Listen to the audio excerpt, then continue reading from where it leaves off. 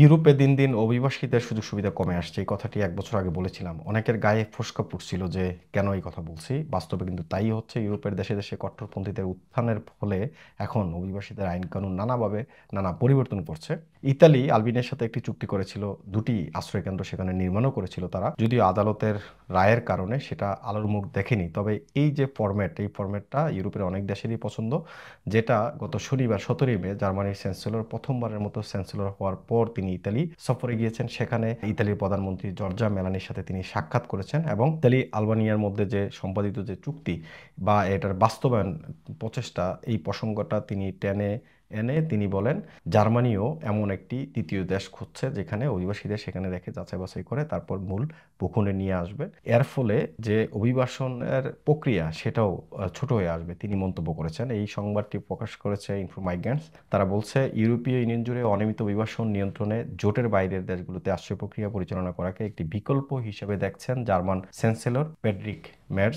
আশ্রয়প্রার্থীদের তৃতীয় দেশে রেখে আবেদন প্রক্রিয়ার মধ্য দিয়ে অনিয়মিত অভিবাসন সম্পূর্ণ নিয়ন্ত্রণে আসবে বলে মনে করেন না মের্জ। তিনি বিশ্বাস করেন এর মধ্য দিয়ে সমস্যাটি ছোট হয়ে আসবে। চ্যান্সেলর হিসেবে দায়িত্ব নেওয়ার পর প্রথমবারের মতো তিনি ইটালি সফরে গিয়েছেন গত শনিবার ১৭ই মে। এমন মন্তব্য করেছেন তিনি। রক্ষণশীল এই রাজনীতিবিদ বলেন ইতালি আলবেনিয়ার মধ্যে সম্পাদিত চুক্তি এবং তা বাস্তবায়নে ইটালির প্রচেষ্টার প্রসঙ্গটি তিনি তুলে ধরেছেন। আশ্রয় আবেদন যাচাই বাছাই ভূমধ্যসাগর থেকে উদ্ধার করা পুরুষ অভিবাসীদের আলবেনিয়ায় পাঠাতে দেশটির সঙ্গে একটি চুক্তি সই করে ইটালি ২০২৩ সালের শেষ দিকে সম্পাদিত চুক্তিটির আলোকে আলবেনিয়ায় সেনজিন ও জাদারে ২টি আশ্রয়কেন্দ্র নির্মাণ করে।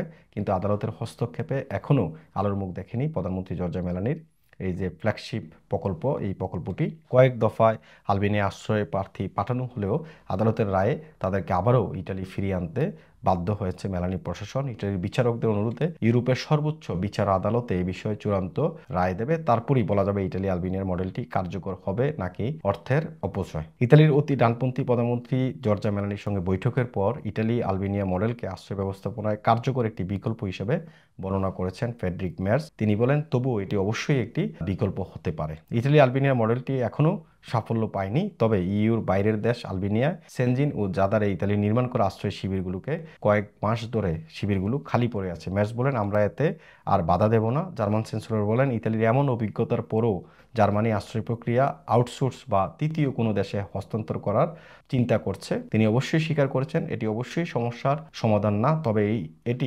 সমস্যাটিকে আরও ছোট করতে সাহায্য করতে পারে বলে মনে করেন জার্মান চ্যান্সেলর। ইউরোপীয় ইউনিয়নের অভিন্ন আশ্রয় নীতি দ্রুত বাস্তবায়ন এবং অনিয়মিত অভিবাসন মোকাবেলা ইউরোপীয় ইউনিয়নের মধ্যে সহযোগিতা সম্প্রসারণের প্রয়োজনীয়তার উপরও জোর দিয়েছেন এই নেতা। তিনি বলেন ইউরোপীয় ইউনিয়নের সমস্যা সমাধানের ক্ষেত্রে আমরা আর বাধা দেব না।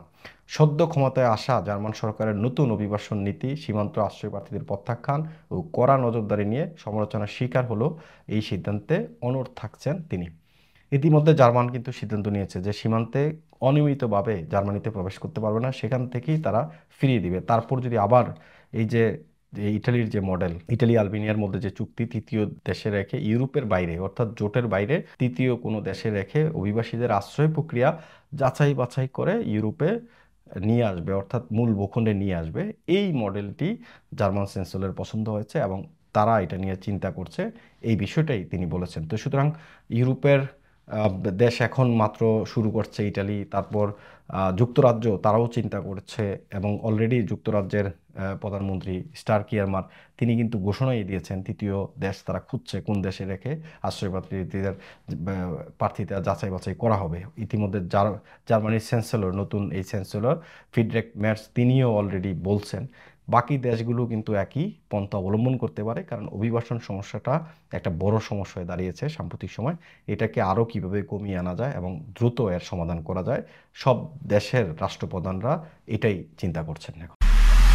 এমআইবি সংবাদ ও সংবাদ সংশ্লিষ্ট অনুষ্ঠান দেখতে ভিজিট করুন www.mibtelevision.tv ও facebook.com/mibtelevision.tv এবং সাবস্ক্রাইব করুন youtube.com/mibtelevision এ। এমআইবি টেলিভিশন, সত্য খবর, সঠিক খবর।